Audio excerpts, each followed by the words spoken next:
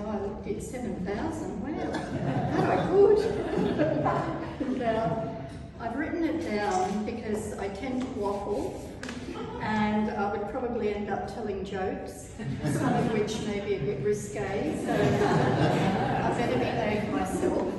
So I hope you don't mind if I read from my sheet.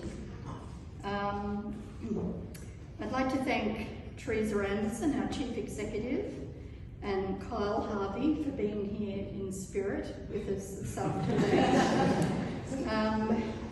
I'd like to thank Rob Lobley, Ethics Committee Chair, and David Cook, Chair of the Clinical Trials Subcommittee, both of whom have always been happy to provide guidance over the past 18 years. Leslie Townsend and Rob took a chance on me and employed me in November 2004. I started work in the Page Pavilion in January 2005, undertaking Geeta's role while she was on maternity leave, and her daughter is now 18. Happily for me, when Geeta returned, Leslie advertised the ethics officer role, and I was a successful candidate taking on that position. The Executive Support Unit, and especially Nerida Bransby, have always been very supportive, especially when COVID-19 reared its head and all research applications needed to be submitted electronically to the Executive Unit for Teresa's authorisation. Over the years, the legal team, amongst them Belinda Woolley, now Belinda McKenzie, Natalie and Blaze, have provided vital assistance with guidance concerning clinical trial agreements, material transfer agreements and data transfer agreements, and every other sort of agreement that you could think of. Leading up to the opening of Lifehouse in November 2013, there was crucial work undertaken to transfer the patients from Gloucester House's Sydney Cancer Centre to Lifehouse. This was quite a task, as all the pharmaceutical companies conducting clinical trials needed to update their regulatory documentation. The then Director of Health Law and Research, Dr. Roy Donnelly, took on many vital aspects of this transition, and he was always willing to patiently listen to my queries and happily respond.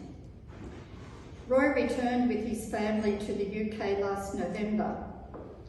Unfortunately, he took our hot sunny weather with him to England and sent their cold wet weather to us. I have seen many changes in the research environment since I first started. From the review of ethics applications by each LHD within New South Wales, which meant that the same ethics project was reviewed multiple times within the state, to the rollout of AU Red on the 1st of July 2007, allowing New South Wales sites to rely on the ethics application of an accredited ethics committee, thereby only requiring a site application.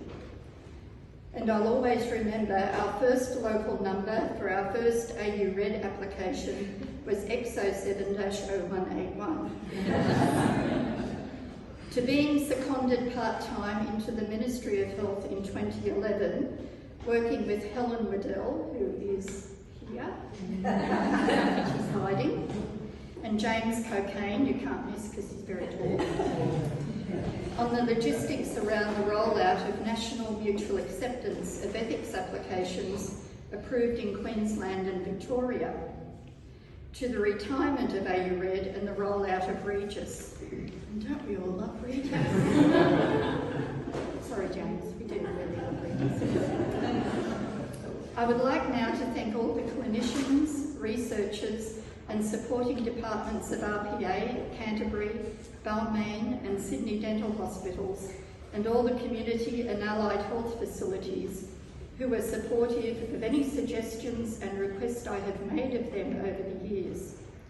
I would also like to acknowledge the close liaison our office has with the Concord Research Office, sharing information and offering assistance for each other when required.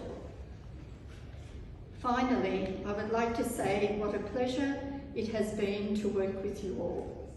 I'm going to start crying. I really felt that my work was a burden and can honestly say that I loved doing what I did. However, now that I have reached 70 years and 10, it's time for me.